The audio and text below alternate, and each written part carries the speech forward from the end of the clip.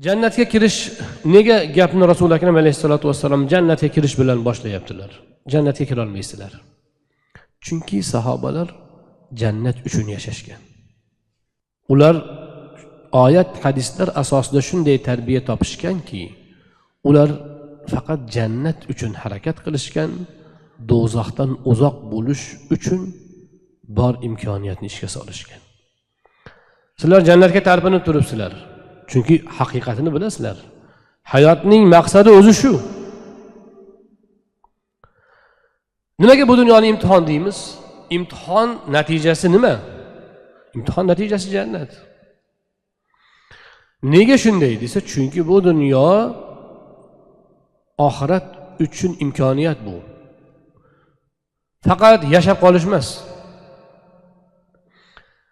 Ana shunday bu dunyoda yashasangiz, agar jannatga erisha olmasangiz, bu hayot botil, barbod bo'lgan bo'ladi.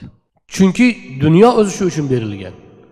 Mana hamma maktabda o'qigan, institutda o'qigan, to'g'rimi? Imtihonga nega borasiz? Imtihonga. Institutga kirish uchun.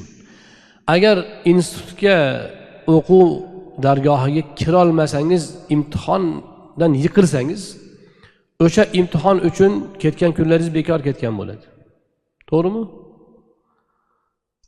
Dunyo jannatga kirish uchun imtihon vaqti. Imtihon paytida siz qanaqa yashaysiz? Mana imtihonga bordingiz. Maqsad ma'hadga kirish, institutga kirish, kollejga kirish. Misol uchun, shu kuni sizning hayolingizda hayotingiz qanday kechadi?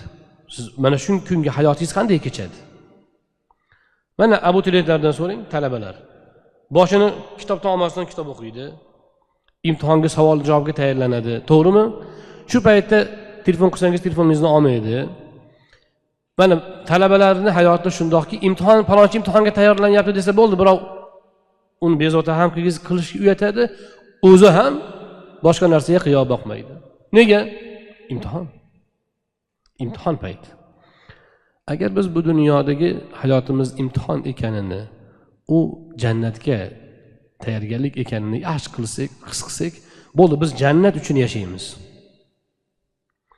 Allohning roziligi uchun yashaymiz. Shu mantiq shuni taqozo qiladi. Lekin bu bizning hayotimiz imtihonni singari bir kun, ikki kun emas, yillar bo'lgani uchun biz beparvo bo'lib qolamiz. Jannat abadiy bo'lgani uchun imtihon muddati ham katta. 4 yil, 5 yillik emas jannat. Jannat abadiy hayot. Shuning uchun uni imtihoni ham uzoqroq bo'ladi. Muhimi mana shu imtihondan yaxshi o'tishga harakat qilishimiz kerak. Ana shuning uchun sahoba-i kiromlar jannatni oxirat Allohning roziligini asosiy hayotning maqsadi qilib olganlari uchun Rasul akram alayhissalatu vassalam ularga mana shu bilan xitob qilyaptilar. Jannatga kirmoqchi bo'lsanglar,